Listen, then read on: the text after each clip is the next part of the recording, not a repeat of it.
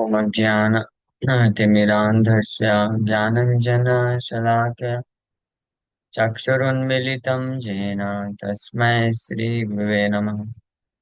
नमामि विष्णुपादाय कृष्णप्रेष्ठाय भूतले श्रीमते भक्तिवेदान्तस्वामिनिति नामिने।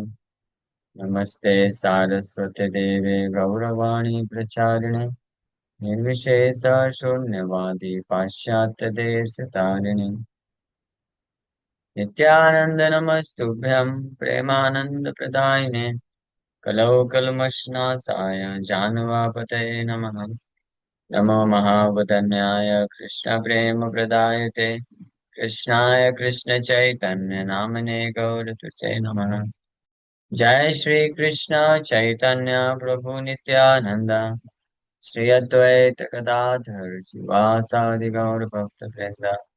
हरे Krishna Krishna Krishna Hare Hare Hare Ram Ram Ram Hare Hare.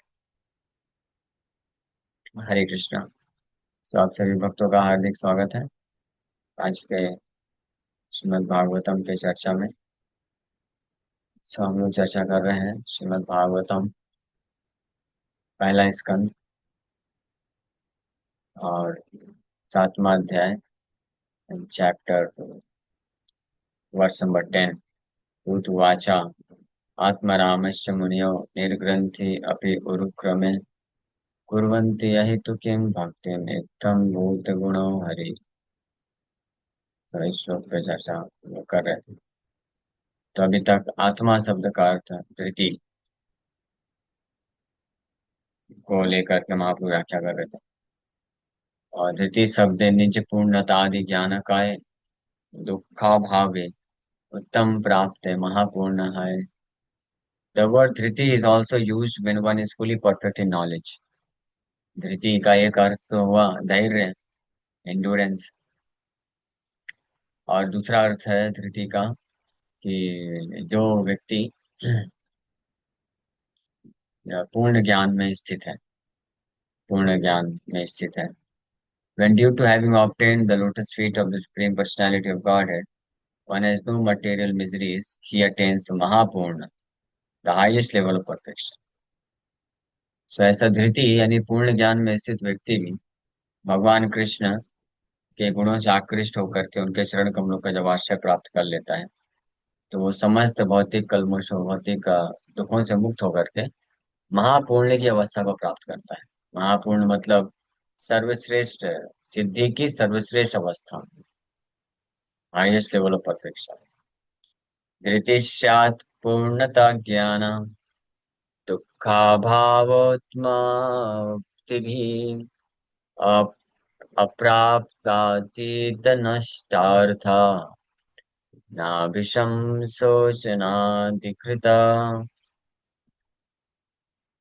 Driti is the fullness felt due to the absence of misery and attainment of knowledge of the Supreme Lord and pure love for Him. Fullness, पूर्णता को महसूस करना हर प्रकार के दुखों से मुक्ति की अवस्था में, और भगवान के बारे में पूर्ण ज्ञान और प्रेम को प्राप्त करने की अवस्था को धृति बोला जाता है। ये भक्ति रसामृत सिंधु में ये श्लोक आता है। The lamentation that accrues from not obtaining a goal or from losing something already attained does not affect this completeness.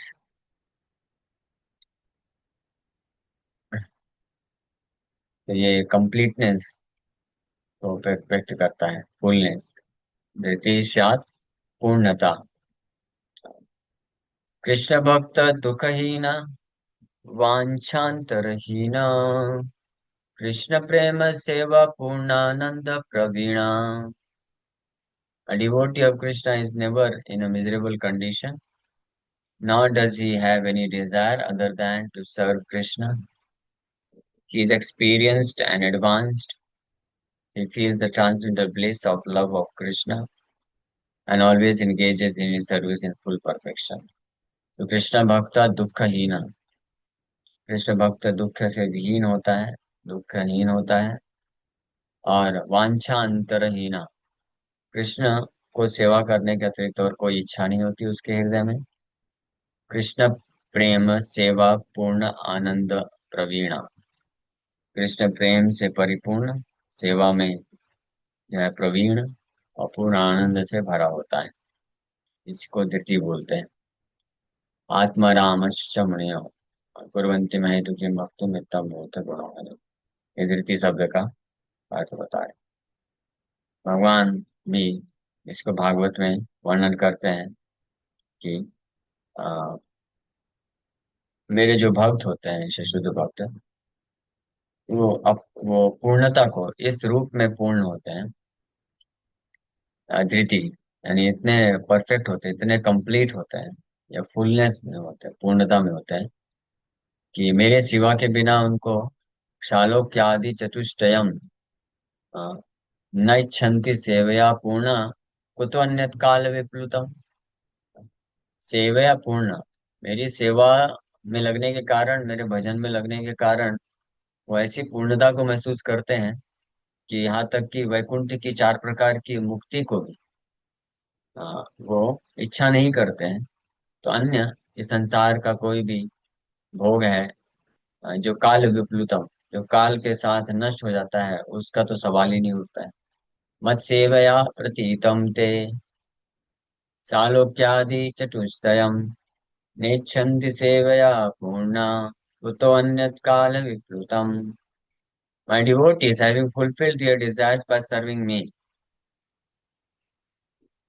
यानी भगवान कृष्ण के गुणों से आकृष्ट होकर के जब भक्त उनकी पूर्ण रूप से सेवा में लग जाता है, तो ऐसी धृति की अवस्था को प्राप्त करता है कि उसमें इस प्रकार से पूर्ण होता है वो भगवान की सेवा करने मात्र से। He does do not accept the four kinds of salvation that are easily earned by such service। तो चार प्रकार की वैकुंठ की मुक्ति को भी स्वीकार नहीं करता है। So why then should they accept any pleasures that are lost in the course of time। तो फिर समय के साथ नष्ट होने वाले किसी भी प्रकार के इस संसार के भौतिक सुख सुविधा को वो क्यों कर एक्सेप्ट करेगा, क्यों उसके पीछे भागेगा। उससे विचलित नहीं होता फिर वो इस संसार के सांसारिक भोग विलास या नेम फेम या कोई भी स्थिति होती है। ये श्रीमद् भागवतम के 9वें स्कंद में भगवान नारायण बोल रहे हैं। ऋषिकेश ऋषिकाणि यस्य स्थैर्यगतानि हि स एव धैर्यमाप्नोति संसारे जीव चंचले। स एव धैर्यमाप्नोति, वास्तविक रूप में धैर्य किसको मिल सकता है। ऋषिकेश ऋषिकाणि यस्य स्थैर्यगतानि हि। In this material world, all living entities are disturbed due to their flickering position। इस भौतिक संसार में जीव Chanchlani, everywhere everyone is disturbed। हर कोई इस भौतिक संसार में डिस्टर्ब रहता है, उसका मन एजिटेटेड रहता है, विचलित रहता है। इस भौतिक संसार में फ्लिकरिंग पोजीशन, चंचल अवस्था के कारण हर चीज यहाँ पे फ्लिकरिंग है। फ्लिकरिंग मतलब कुछ चीजें आज हैं फिर नहीं रहती। शरीर से लेकर के भौतिक संपत्ति से लेकर के नेम फेम पोजीशन, हर चीज किसी के पास कुछ समय के लिए रहती है फिर नहीं रहती है। तो इसके कारण व्यक्ति हमेशा विचलित रहता है, उसका मन डिस्टर्ब रहता है। But a devotee, however, is fixed in the service of the lotus feet of the Lord, the master of the senses। लेकिन एक भक्त जो होता है वो ऋषिकेश भगवान के सेवा में वो फिक्स रहता है। Such a person is to be considered situated in endurance and patience। ऐसा व्यक्ति ही मात्र पूर्ण रूप से धैर्य की अवस्था में स्थित माना जा सकता है। तो इस श्लोक में ये बताया जा रहा है कि ऐसे भगवान कृष्ण इत्थम भूत गुणों हरि, भगवान हरि के ऐसे दिव्य गुण हैं। कुर्वन्ति महत्व भक्ति आत्मा रामस, धृति की अवस्था को वो रमण करता है, ऐसा बात। ऋषिकेश है ऋषिकाणी, ऋषिकेश भगवान को ऋषिकाणी मीन्स इंद्रियों के द्वारा, यस्य स्थैर्य गतान ही, ऐसी स्थिरता को प्राप्त कर लेता है। सएव धैर्य आपनोति संसारे जीव चंचले, वही एकमात्र धैर्य को या इंड्योरेंस को प्राप्त करता है। चावधारण यह अपि समुच्चय धृतिमंता हैया भजे पक्षी मूर्ख चाय। The word cha is for the emphasis and the word api is used to indicate an aggregate. This is to be understood that even dull creatures, birds and illiterates can also be situated in endurance and engage in Krishna's devotional service. So इस श्लोक में जो चा आया है कि आत्मा रामश्च मुनि, मुनि का अर्थ होता है पक्षी भी होता है। अनिर्ग्रंथा मीन्स अनपढ़ गवार। तो आत्मा रामश्च मुनि यानी अगर कोई पक्षी पशु पक्षी है, अनिर्ग्रंथा इलिटरेट है, अशिक्षित है, वो भी आत्माराम, आत्मा का अर्थ अगर धृति लिया जाए तो धृति की अवस्था, धृति मतलब धैर्य, पूर्ण रूप से मन स्थित हो जाता है उसका भी। अपी, अपी मतलब ये इलिटरेट या पशु पक्षी भी क्यों ना हो, ये समुच्चय को प्रस्तुत करता है। तो वो भी भगवान उरुक्रम के प्रति अहेतु की भक्ति करने से और इस प्रकार से भगवान हरि के दिव्य गुणों से आकर्षित होकर के आत्माराम, पूर्ण रूप से धृति पूर्णता को महसूस कर लेता है। और धैर्य हो जाता है, स्थित हो जाता है पूर्ण रूप से। ये अर्थ है यहाँ पे एक, हाँ, कि that even dull creatures, birds, पक्षी एंड इलिटरेट्स, अनपढ़ लोग भी can also be situated in endurance, पूरी तरह से धृति में स्थित हो जाते हैं और भगवान कृष्ण के दिव्य प्रेमय सेवा में लग जाते हैं। जनरली जो पक्षी हैं आप देखेंगे वो तो हमेशा चहचहाते रहते हैं, कभी स्थिर नहीं बैठ सकते हैं, है ना, उनके पास इतनी बुद्धि नहीं रहती। और इलिटरेट जो जो ज्यादा शास्त्र का अध्ययन नहीं, जिनके पास मतलब ज्यादा ज्ञान नहीं है, ज्यादा बुद्धि नहीं है, तो उनका मन भी बहुत क्षणिक क्षणिक जो है विचलित होता रहता है। जो जितने समझदार होते हैं, यानी जिनके पास जितना ज्ञान होता है, बुद्धि होती है, समझ होती है, वो इतना ही स्थिरता को प्राप्त कर सकते हैं। हाँ, लेकिन सबसे ज्यादा स्थिर मन और सबसे ज्यादा धैर्य को किसको हो सकता है, जो कृष्ण की सेवा में लगे हैं, कृष्ण से आकृष्ट हो जाते हैं जो। तो उसी बात को इम्फेसिस करने के लिए, जोर देने के लिए बता रहे हैं कि यहाँ तक कि अगर कोई मुनि और निर्ग्रंथ भी क्यों ना हो, मुनि शब्द का अर्थ पक्षी, अनिर्ग्रंथ भी क्यों ना हो, भगवान उरुक्रम के प्रति अहितु की भक्ति करने से आत्मा राम की स्थिति को प्राप्त कर लेता है। और मुनि और निर्ग्रंथ का अगर अर्थ ये निकाले कि मुनि, जो मुनि है ऑलरेडी विचारमान है, समझदार है और अच्छे से धृति की अवस्था को प्राप्त किए हैं, और वो भी है गुरुक्रम के प्रति आयुति की भक्ति करने से और पूर्णता को, आत्मरामस्ता को प्राप्त कर लेते हैं, पूर्ण रूप से तृतीय की अवस्था में चले जाते हैं। यानी best, someone who is best he becomes more best, and someone who is very lowest he also becomes the best. ये स्थिति। आत्मा शब्दे बुद्धि कहे, बुद्धि विशेष सामान्य बुद्धि युक्त जत जीव अवशेष। अभी आत्मा शब्द का छठा अर्थ है, आई थिंक छठवा या सातवां, जो भी तृतीय तक कर लिए। आत्मा शब्द अगर बुद्धि का है, आत्मा शब्द का अर्थ अगर बुद्धि ले इस श्लोक में, आत्मा राम, आत्मा का अर्थ बुद्धि अगर लिया जाए, सो since all entities generally have some intelligence, more or less they are included। इसलिए आत्मा शब्द का अगर बुद्धि अर्थ लेंगे तो जितने भी जीव आत्मा है सबके पास कुछ न कुछ अल्प मात्रा में या ज्यादा मात्रा में बुद्धि तो है ही है। तो सब के सारे फिर इस कैटेगरी में, आत्मा शब्द बुद्धि के अर्थ में फिट हो जाते हैं। सारे जीवात्मा, किसी के पास कम बुद्धि, किसी के पास ज्यादा बुद्धि, चाहे पशु हो, पक्षी हो, मनुष्य, कोई भी। सो बुद्धेरमे आत्मराम द्वैत प्रकार, पंडित मुनिगण निर्ग्रंथ मूर्खार। Everyone has some kind of intelligence, and one who utilizes his intelligence is called an Atmaram। हर किसी के पास कुछ ना कुछ बुद्धि है, और जो अपनी बुद्धि का इस्तेमाल करके कुछ ना कुछ कार्य करता है उसको आत्माराम बोलते हैं, यानी बुद्धि में रमण करने वाला। हाँ, बुद्धये रमे आत्माराम द्वित प्रकार, ऐसे बुद्धि में रमण करने वाले आत्माराम दो प्रकार के हैं। पंडित मुनिगण निर्ग्रंथ मूर्खार। दो प्रकार के ऐसे आत्माराम है। One is a learned scholar and philosopher and other is an uneducated illiterate foolish person। ये दोनों बुद्धि में रमण करने वाले आत्माराम कहलाते हैं। पंडित, लर्नेड स्कॉलर, मुनिगण, दार्शनिक, दार्शनिक पंडित, ये भी बुद्धि को रमण करने वाले, बुद्धि में रमण करने वाले आत्माराम है। और जो निर्ग्रंथ है, निर्ग्रंथ मतलब बिना ग्रंथि, बिना स्क्रिप्चर्स, बिना शास्त्र, बिना पढ़ाई लिखाई के। और मूर्ख, ये भी दूसरे कैटेगरी के आत्माराम है।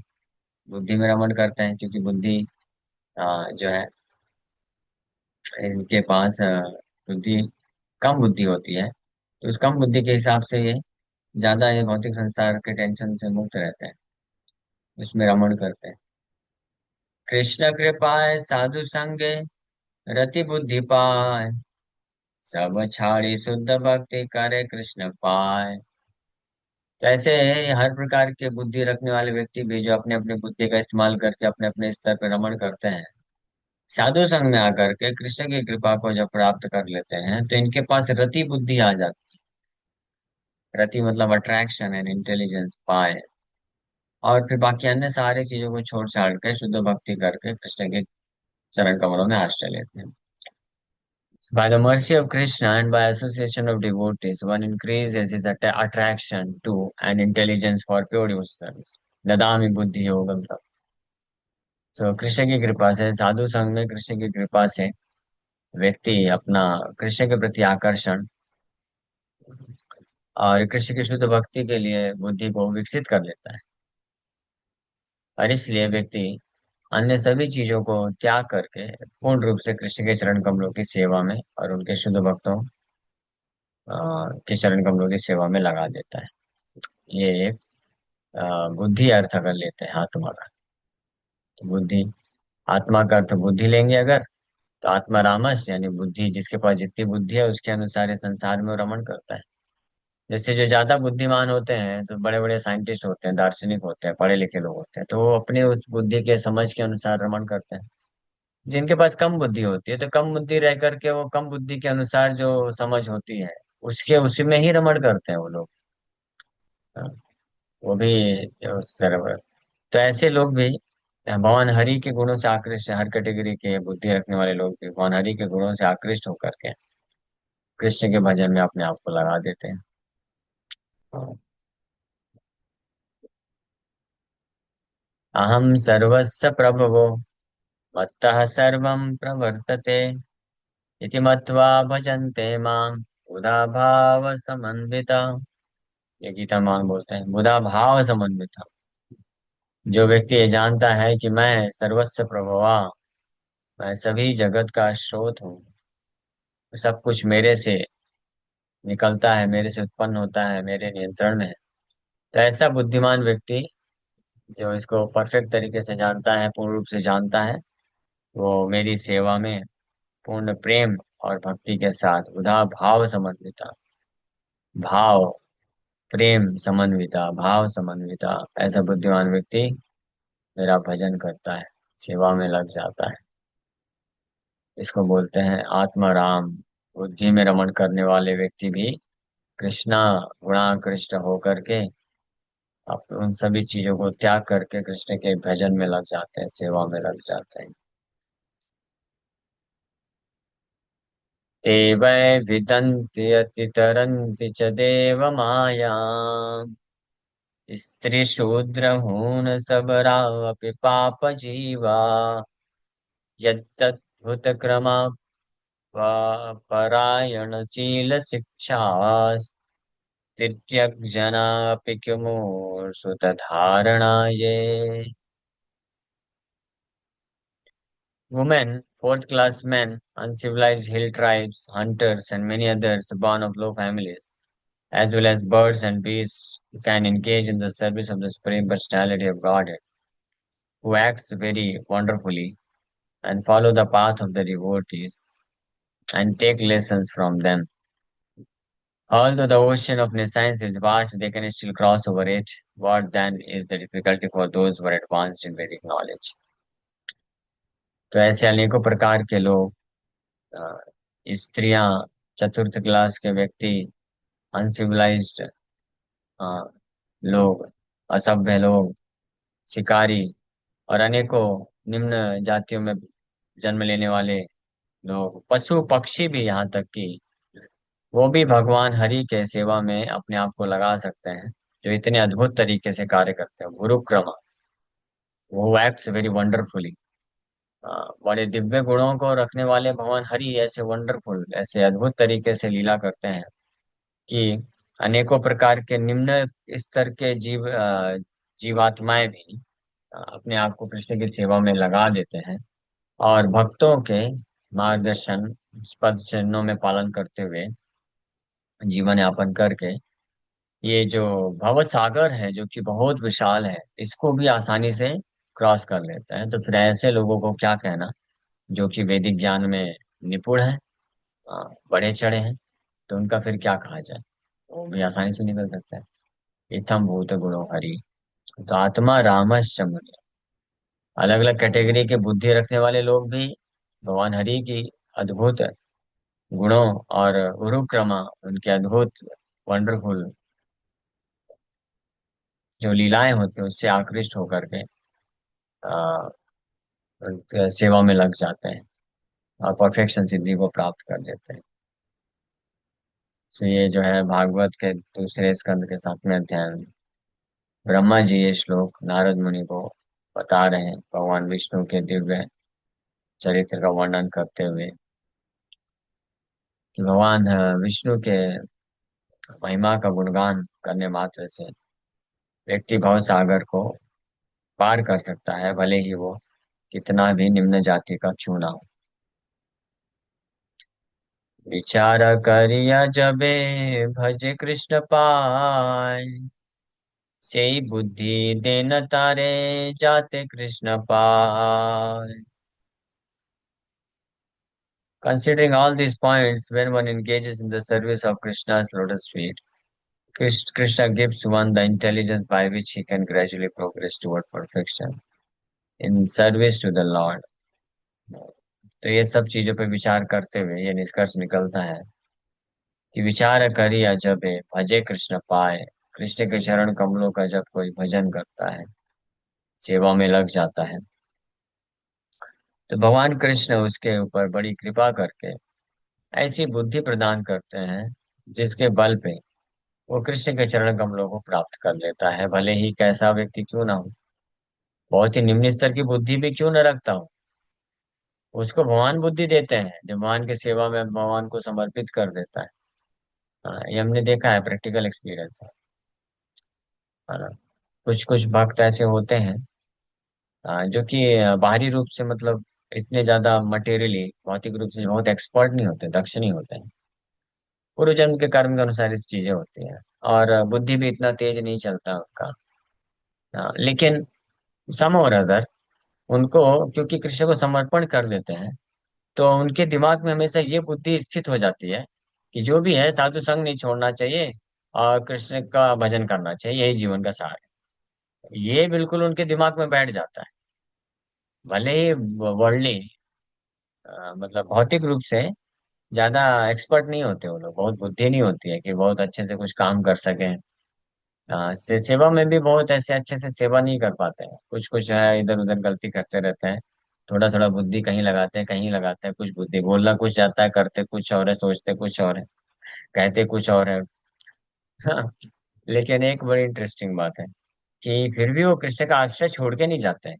उनके दिमाग में ये बैठा रहता है कि यही सार है, बाकी सब आसार है, बाकी सब बेकार है संसार का।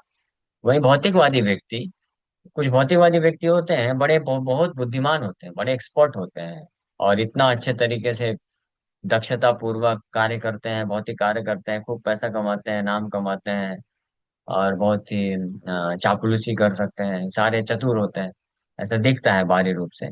लेकिन वो इतना छोटा सा चीज नहीं समझ पाते हैं कि इस भौतिक संसार में बाकी सब टेम्परेरी है। हमारे नाते रिश्ते, हमारे धन संपत्ति, नेम फेम, ये शरीर, सब हमको छोड़ देना पड़ेगा, और इसके बाद कुछ हाथ में नहीं रहने वाला है। ये नहीं समझ पाते हैं। ये नहीं जान पाते हैं कि कृष्ण का हमने जो भजन किया, सेवा किया, नाम जप किया, वही हमारा परमानेंट एसेट है, वही सार है। नहीं समझ पाते हैं, क्यों? क्योंकि समर्पण नहीं किया कृष्ण को, कृष्ण की सेवा में नहीं लगा। लेकिन ऐसा भक्त जो भले ही बाहरी रूप से बहुत ही मूर्ख प्रतीत होता हो, कम बुद्धि वाला हो, लेकिन कृष्ण को समर्पण कर देता है, तो कृष्ण उसके परमात्मा के रूप में हृदय में रहने के कारण उसको निरंतर ये बुद्धि सप्लाई करते रहते हैं कि हाँ, तुम मुझे छोड़ के मत जाना, मेरे सेवा में लगे रहो, यही सार है, बाकी बाहर सब बेकार है। इसलिए यहाँ पे बोला जा रहा है, विचार करिया जब भजे कृष्ण पाए, सही बुद्धि देन तारे, जाते कृष्ण पाए। इसको भगवान खुद बोलते हैं गीता में, तेषां सतत युक्तानां भजतां प्रीतिपूर्वकं, ददामि बुद्धि योगं तं येन मां प्रयान्ति ते। तेषां सततयुक्तानां भजतां प्रीतिपूर्वकं, ददामि बुद्धियोगं तं येन मामुपयान्ति ते। To those who are constantly devoted to serving me with love, I give the understanding by which they can come to me. मैं उनको बुद्धि देता हूँ। हाँ, ये भवसागर, माया के जाल को, माया को क्रॉस कर पाना, it's not so easy thing. Maya is so powerful. बड़े बड़े बुद्धिमान बुद्धिमान लोग भी माया के चक्कर में फंस जाते हैं, ज्ञानी ज्ञानी लोग भी फंस जाते हैं। लेकिन भगवान गारंटी दे रहे हैं कि जो मेरे सेवा में, मेरा आश्रय ले रहे हैं, चरण कमलों में मेरा कॉन्स्टेंटली निरंतर प्रीति पूर्वकम आश्रय लेते हैं, समर्पण करते हैं, उसके पास बुद्धि नहीं भी होगी, मैं उसको बुद्धि दूंगा, मैं उसको समझ दूंगा, ऐसी समझ दूंगा उसको इस संसार के बारे में कि वो इस संसार के माया बंधन में कभी फंसेगा नहीं, और वो मुझे प्राप्त कर लेगा। ये भगवान गारंटी दे रहे हैं भगवद गीता में। हाँ, इसलिए डजेंट मैटर, ये कोई फर्क ही नहीं पड़ता है कि कोई बहुत बुद्धिमान है कि नहीं है, ज्ञान है कि नहीं है, मूर्ख है ज्ञानी है। हाँ, चीजें बार बार शास्त्र पढ़ता है, सुनता है, लेकिन भूल जाता है। जैसे कई बार कई भक्त लोग बोले कि हम सुनते तो हैं ध्यान से, लेकिन क्या करें, फिर भूल जाता है 2 4 10 दिन में। लेकिन कोई घबराने का बात नहीं। भगवान बोले हैं, गारंटी दिए, ददामि बुद्धि योगम, तो मैं बुद्धि देता रहूंगा। आप भगवान कृष्ण के चरण कमलों का आश्रय लेने का कार्य करते रहिए, बस नाम जप करिए, उनके बारे में श्रवण करते रहिए, और यथाशक्ति जो है कुछ ना कुछ सेवा अर्पण करते जाना चाहिए प्रैक्टिकली, जिसके लिए जो संभव है। ये करने मात्र से भगवान, आप सब भूल जाएंगे, सारी चीजें भूल जाएंगे, लेकिन एक बात हमेशा ध्यान रहेगी कि सब कुछ कृष्ण के चरण कमलों का आश्रय ही सर्वश्रेष्ठ है। और इस प्रकार से मुझे निरंतर कृष्ण नाम जप में लगे रहना चाहिए। इट्स सो वंडरफुल ना। हाँ, सतसंग कृष्ण सेवा भागवत नाम, ब्रजे वास यही पंच साधन प्रधान। तो ये 5 प्रकार के साधन हैं जो बड़े बड़े प्रधान है।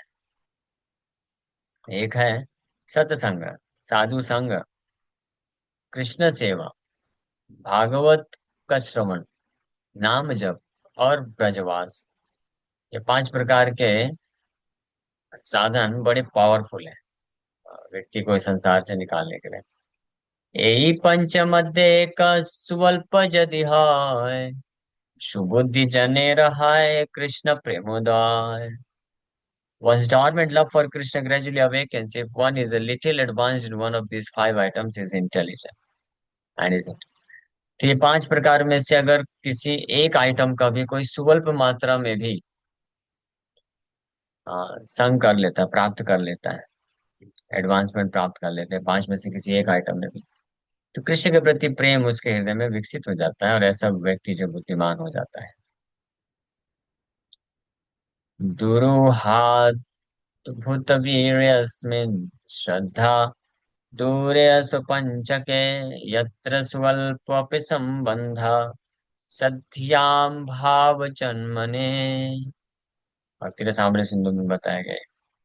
The power of these 5 principles is very wonderful and difficult to understand. Even without faith in them, a person who is offenseless can awaken his dormant love of Krishna simply by being a little connected with them.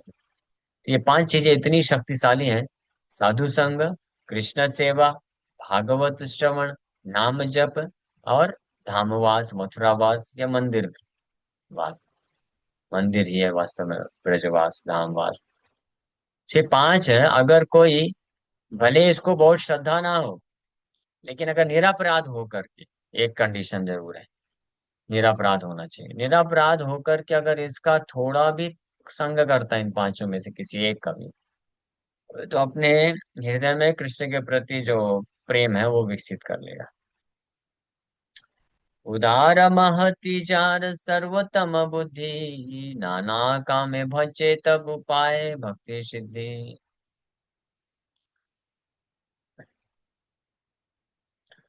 If a person is actually liberal and intelligent, he can advance and become perfect in devotional service even if he has material desires and serve the Lord with some motive.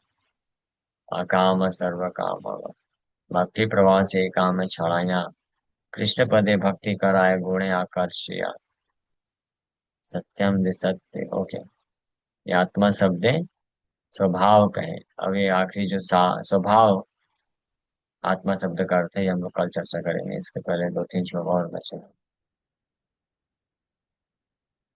उदार महत। ठीक है, thank you very much. Hare Krishna Krishna Krishna Hare Hare, Hare Ram, Ram Ram. Yes Rakesh, बोलिए आपका प्रश्न है। हरे कृष्णा प्रभु जी, धन्यवाद प्रणाम। प्रभु जी, आपने अभी अभी लास्ट स्टेटमेंट बोला ना, 5 प्रिंसिपल, जो धाम निवास करता है, जो कृष्ण का सेवा करता है, नाम जप करता है, वो ऑफन ऑफेंसलेस जो होके, मतलब वो उस पे जरा आप मेरे को एग्जांपल देंगे तो क्या है ऑफेंसलेस, मतलब निरपराध। ऑफेंस मतलब जो 10 नाम अपराध है उससे बचना चाहिए। 10 नाम अपराध नहीं करना चाहिए, तो वो उससे बच के रहिए। मुकेश को का एक प्रश्न है, हु इज बेटर, लेस और more intelligent? Anyone who has firm faith in Krishna's lotus feet. भगवान कृष्ण में जिसको पूर्ण विश्वास है और उनका आश्रय कभी नहीं छोड़ता है, वो बेटर है, वो बेस्ट है राजा। ऐसा भले ही कोई कम बुद्धिमान व्यक्ति हो, जिसका बुद्धि बिल्कुल घुटनों में है, लेकिन किसी कारणवश वो जो है साधु संग नहीं छोड़ता है, और कृष्ण का श्रवण करना, भजन करना, सेवा करना नहीं छोड़ के जाता है, ये डिटरमाइंड है, तो वो बेस्ट है। और वहीं कोई बहुत बुद्धिमान है, अपनी सो कॉल्ड बुद्धि का इस्तेमाल करके भक्तों में दोष देखता है और बोलता है ये सब फालतू चीजें हैं, इससे अच्छा जाओ भौतिक जगत में पैसे कमाओ, इंद्रिय तृप्ति करो, तो वो सबसे बड़ा मूर्ख व्यक्ति है। क्योंकि वो जानता नहीं है कि भौतिक संसार में हम कुछ भी प्राप्त कर लेंगे, सब नष्ट हो जाएगा, कुछ नहीं जाने वाला है। इसलिए वही कृष्णा जे भजे से बड़ो चतुर, चैतन्य में इसीलिए बोला गया है, कृष्णा से भजे से बड़ो चतुर। जो कृष्ण का भजन करता है, कृष्ण का सेवा करता है, साधु संग करता है, वही बड़ा चतुर है, बड़ा बुद्धिमान है। बाकी सब आर आर सब कुबुद्धि संसार, सब कुबुद्धि है। इसलिए बाहरी रूप से हमको जज नहीं करना चाहिए। कृष्ण भक्त जो है बहुत इंटेलिजेंट होता है।